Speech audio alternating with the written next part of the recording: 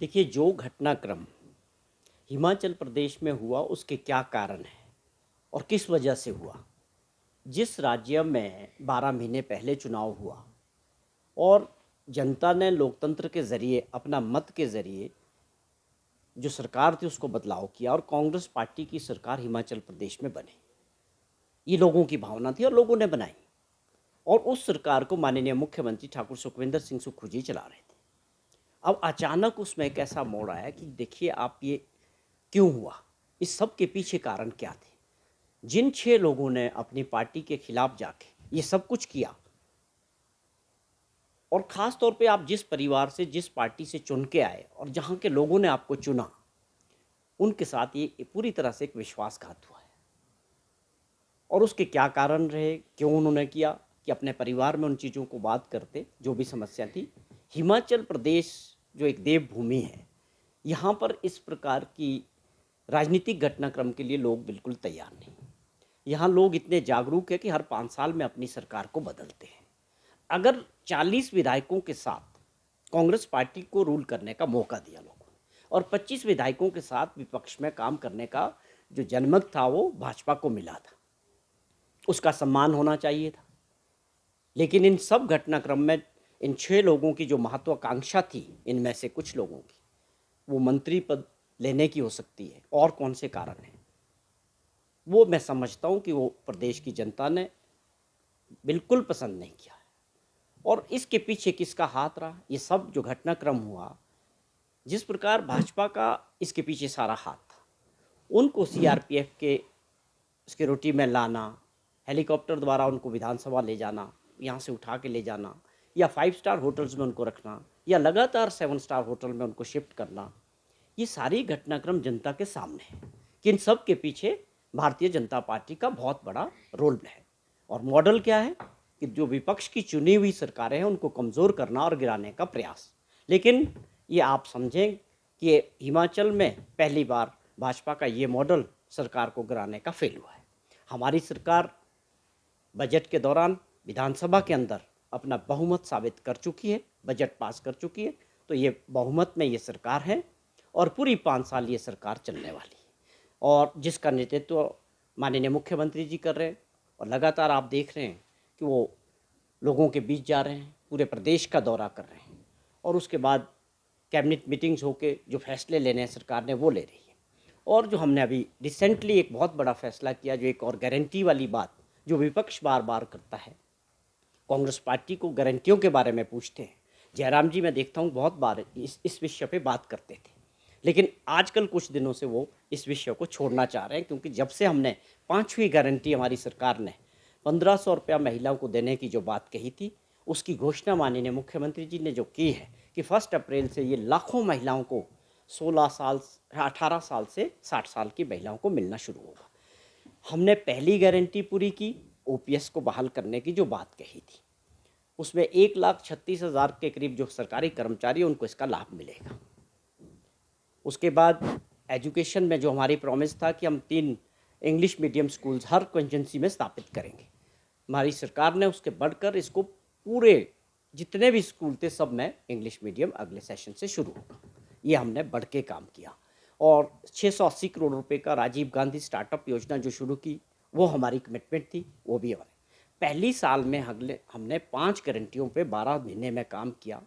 आप सभी जानते हैं कि जो सरकार की बनी वो 5 साल के लिए प्रदेश के लोगों ने बनाई और पार्टी ने जो भी वादे किए थे वो जनता से 5 साल के लिए होते, लेकिन हमारी सरकार ने और मुख्यमंत्री जी ने 12 महीने में 5 गारंटियों पे काम किया है और आने वाले 1 वर्ष में और आगे काम करेंगे। और कुछ ऐसे काम भी हुए जो गारंटियों से बढ़कर हुए हैं।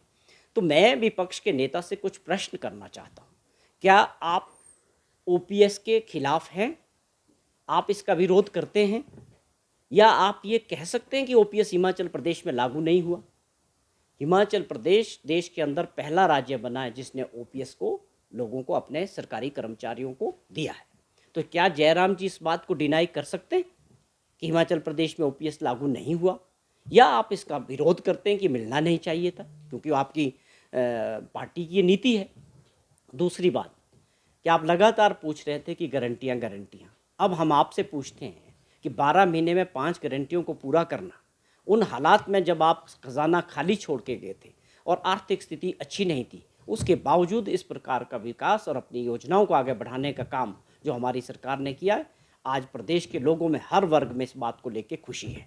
और आप जयराम जी से दूसरा प्रश्न ये है, क्या ये 1500 रुपया महिलाओं को नहीं मिलना चाहिए? आप इसका विरोध करते हैं या आप इसका समर्थन करते हैं? ये तो सरकार की घोषणा कि 1 अप्रैल से मिलना शुरू हो जाएगा। तो क्या आपको डाउट है, आप खुद मुख्यमंत्री रहे हैं, कि सरकारी घोषणा होने के बाद कोई मंशा इसमें आपको रह जाती है मन में? या आप सीधा बात करें कि हमारी पार्टी इसका विरोध करती है, हम महिलाओं के विरोधी हैं। हमने महिला सम्मान निधि की बात की थी और हमारी महिलाओं को ये, बच्चियों को ये मिलना शुरू होगा, उनके लिए ये सम्मान होगा कि जहां वो अपनी छोटी ज़रूरतों को अपने दम पे पूरा कर सकेंगी। ये हमारी कमिटमेंट थी और हमारी पार्टी ने और सरकार ने इसको पूरा किया। तो ये कुछ ऐसी बातें हैं जो विपक्ष केवल विपक्ष के नाते आगे विरोध करने का काम कर रहे हैं। लेकिन मैं आज आप लोगों के माध्यम से बताना चाहता हूँ कि ये सारी चीज़ें जो बजट में भी बनी, पहली बार ऐतिहासिक बजट बना कि ग्रामीण अर्थव्यवस्था को बूस्ट करने वाला है, जिसमें किसान की बात हुई, बागवान की बात हुई, या आप समझे कि दूध उत्पादक की बात हुई, पशुपालक की बात की इस बजट में। और किसी भी वर्ग को जो है मुख्यमंत्री ने निराश नहीं किया। सबको इस बजट में एक बहुत ही खूबसूरत बजट पेश किया, जिसमें विकास की गति को देने वाला, रूरल अर्थव्यवस्था को आगे ले जाने वाला।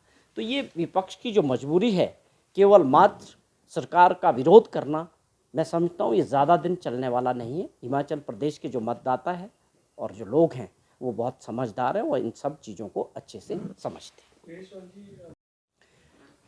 जो घटनाक्रम हुआ उसके पीछे किन लोगों ने क्या किया, आज उन लोगों को, अपने लोगों के बीच क्यों नहीं जा पा रहे वो 6 लोग? आप सब समझते हैं कि जहाँ से वो चुने गए, जिन क्षेत्र के वो विधायक थे, क्या आज ऐसी कौन सी परिस्थितियाँ जो अपने परिवार, अपने लोगों के बीच और मतदाताओं के बीच नहीं जा पा रहे?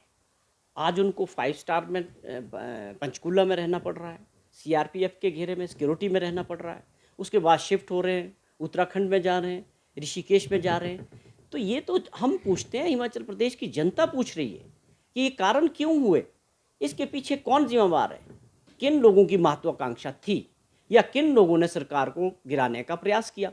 ये बातें तो पब्लिक में आ चुकी है कि इन सब के पीछे भाजपा का काम है। मुख्यमंत्री जी ने एक बात को माना है कि जो कुछ हुआ है वो एक धोखा था, कांग्रेस पार्टी के साथ, अपने मतदाताओं के साथ और मुख्यमंत्री के साथ भी धोखा किया उन्होंने। जो लोग लगातार मुख्यमंत्री जी से काम करवाते रहे, चाहे वो एमएलए जो हमारे निर्दलीय भी हैं, लगातार मुख्यमंत्री जी ने 12 वर्षों में पहली बार एक ऐसी, आपको मैं बताता हूँ कि समान विकास वाली बात थी। चाहे लोग इंडिपेंडेंट चुन के आए थे, उनके इलाकों में भी दिल खोल के मुख्यमंत्री जी ने विकास किया, उनके काम किए। अगर आपके साथ शाम को डिनर में भी आपके साथ लोग बैठे हैं, सुबह नाश्ता भी आपके साथ कर रहे हैं, और उसके बाद आपको धोखा देंगे, तो क्या मुख्यमंत्री जी ऐसे, उनके बारे में क्या सोचेंगे आप? ये हिमाचल प्रदेश में ख़ास तौर पे ऐसा न हमारी संस्कृति है, ना ही ऐसा राजनीतिक कल्चर है, और ना ही इतनी बड़ी भूख सत्ता की होनी चाहिए। मैं ये भी कहना चाहता हूँ विपक्ष के नेताओं को कि आप सत्ता में थे, 5 साल सत्ता में रहने के बाद प्रदेश के लोगों ने, लोकतंत्र ने आपको बाहर का रास्ता दिखाया, और सम्मानपूर्वक आप विपक्ष में बैठें और उनके मैंडेट का सम्मान करें।